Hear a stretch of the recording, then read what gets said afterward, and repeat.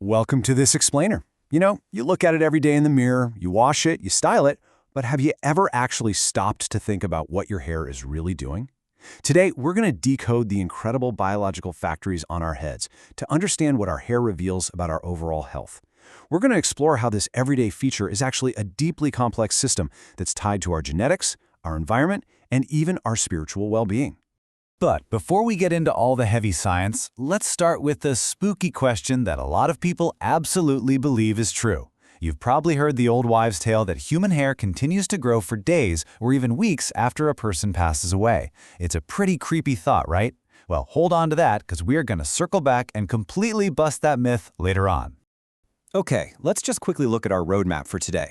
We'll be covering 1. The science of hair growth, 2. Hair as a mirror to your health, 3. Debunking common hair myths, 4. Hormones, health, and hair loss, and finally, 5. Holistic care and wellness.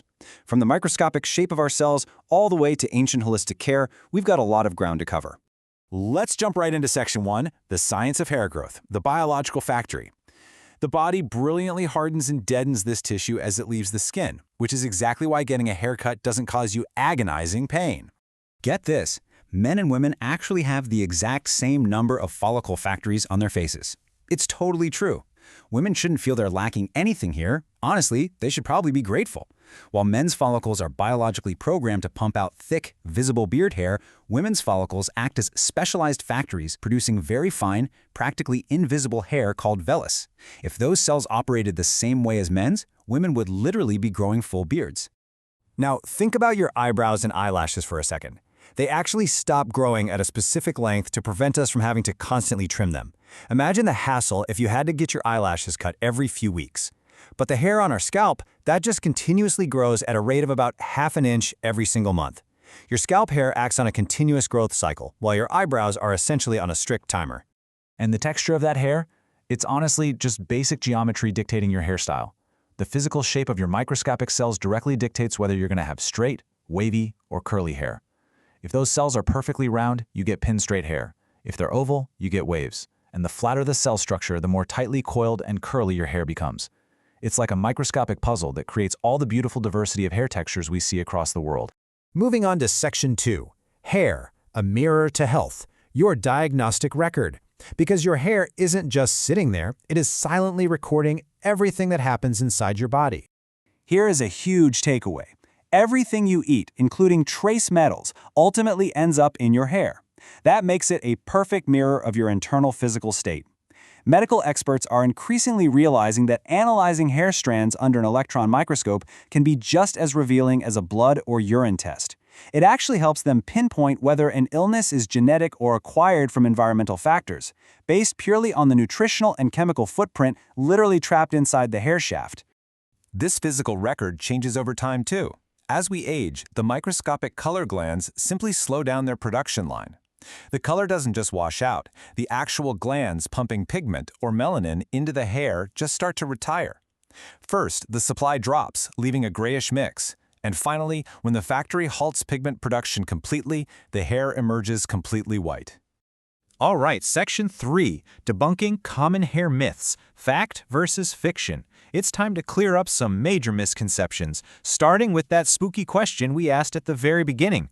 So that whole idea of post-mortem hair growth, it's a complete illusion. When a person passes away, their skin loses moisture, tightens, and shrinks back. This shrinking pulls the skin down, which suddenly exposes the base of the hair shaft that was already there, hidden beneath the surface. To anyone looking, it seems exactly like the hair grew a few millimeters overnight, but biologically, that factory is permanently closed. Another one we hear all the time is about baldness. We hear wild claims like wearing hats causes hair loss, or that poor circulation starves the scalp. But the hard truth? The majority of male pattern baldness is simply inherited. It's deeply genetic. If a father is bald, his son has a flat-out 50% probability of inheriting it right from the start.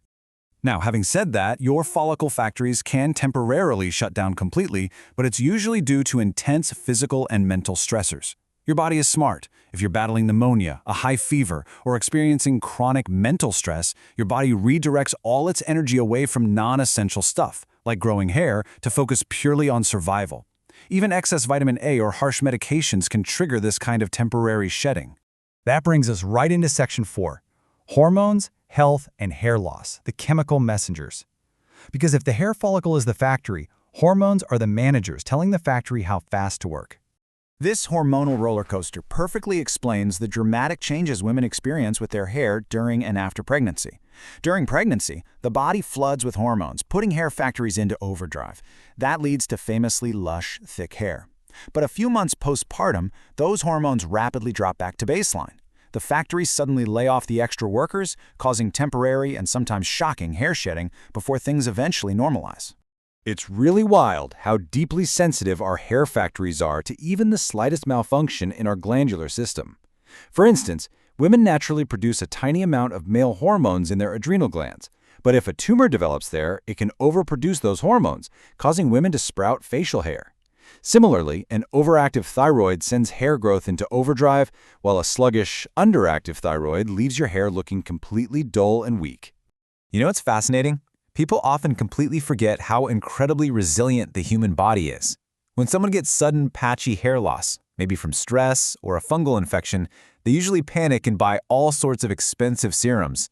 But because the condition is often temporary, the hair naturally starts growing back right as they use the product. So the shampoo company gets all the praise, while the amazing self-healing design of the body gets absolutely zero credit. And finally, Section 5, holistic care and wellness, the environmental and spiritual connection. Because real care isn't just about what you slap on your scalp, it's about how you navigate the world. Simple physical protections are highly effective, scientifically sound methods to prevent damage. Before we had daily commercial shampoos, baldness and hair damage were actually less common. Today, we strip our hair with harsh chemicals constantly. Just washing it once or twice a week is plenty to remove smoke and bacteria. Better yet, physically covering your hair with a scarf or hijab shields it from drying UV rays and keeps dirt out, massively reducing the need for chemical washes in the first place. And the connection goes deeper than just the physical environment. Holding on to toxic emotions literally creates systemic illness in the body that eventually shows up as weakness in your hair. Harboring jealousy, anger, or vengeance puts your nervous system into chronic fight or flight. Relieving that burden through pure thoughts, maintaining a clean environment, and fostering a prayerful connection to your creator genuinely unburdens the mind, translating into a healthier physical body, hair included. There's a traditional Islamic hadith that highlights a really profound, ancient understanding of this. Long before electron microscopes, spiritual traditions recognized that hair isn't just aesthetic, it serves a biological purpose. It acts as an insulator, and this text even touches on the exchange of biological gases and natural oils between the scalp and the brain. Modern science is literally only just now beginning to catch up to what our hair is really doing. Speaking of science catching up, look at the pituitary gland. Early scientists actually had the arrogance to think it was just some useless part of the brain. It wasn't until modern imaging that they realized this tiny gland secretes 12 vital hormones. It acts as the master controller for the entire body's glandular system, the exact system that regulates our health, our stress, and yes, our hair. Every single element of the body has a profound purpose. I really hope this explainer has completely changed how you look in the mirror. Your hair isn't just decoration. It is a biological factory, a medical record, and a genuine reflection of your physical, mental, and spiritual balance. So I'll leave you to ponder this.